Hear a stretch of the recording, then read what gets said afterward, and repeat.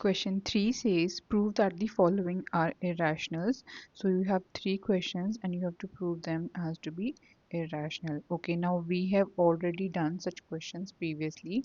So if you haven't checked out those videos, I highly recommend to check them out.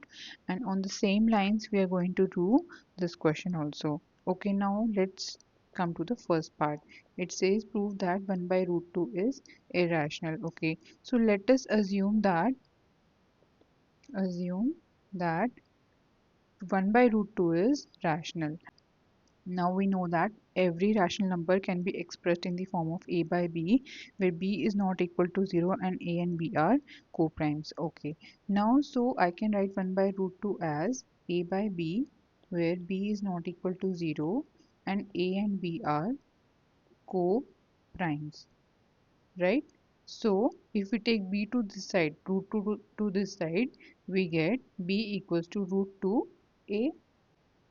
Now let us mark this as 1. Okay. Now if we square this equation, what do we get? We get b square equals to 2a square. So from this equation we can say that 2 divides b square. Now we have already studied that if a prime number divides b square, then it also divides b. So if 2 divides b square, then 2 divides b. Okay, so let this be statement number 2.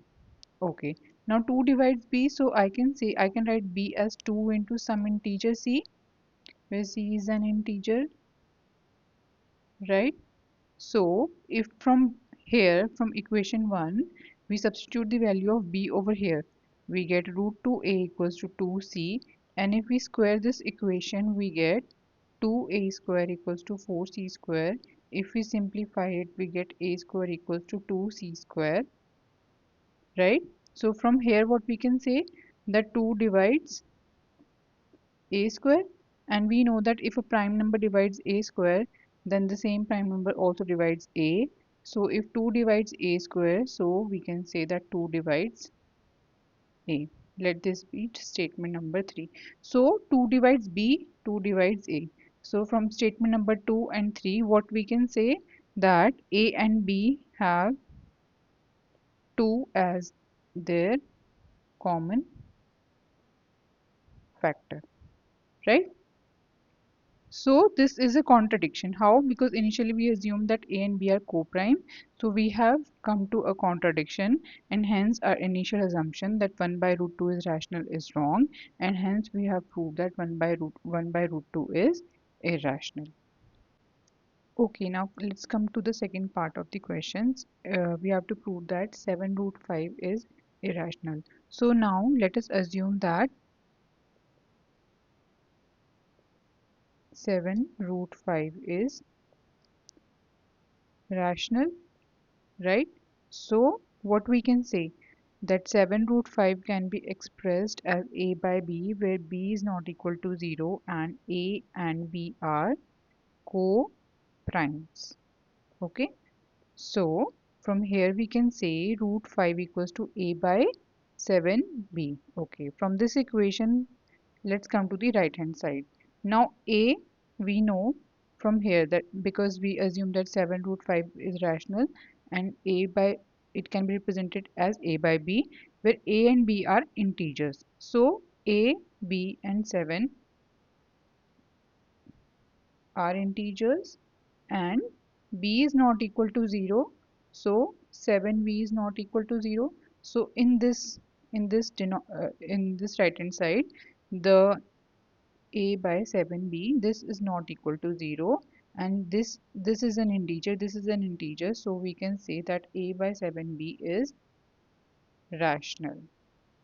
So according to this, the left hand side should also be rational, but this is not true. Why? Because root 5 is irrational. We already know, we have already proved it earlier.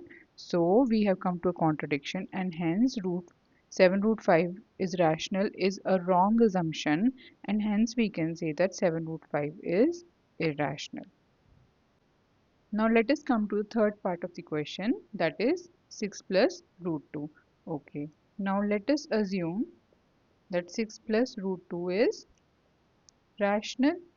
So 6 plus root 2 can be represented in the form of a and b, where a and b are integers, b is not equal to 0, and a and b are co-primes, right? So what I can say, root 2 can be written as a by b minus 6. From this equation, let us consider the right hand side. Now a by b is rational, and this 6 can be written as 6 by 1.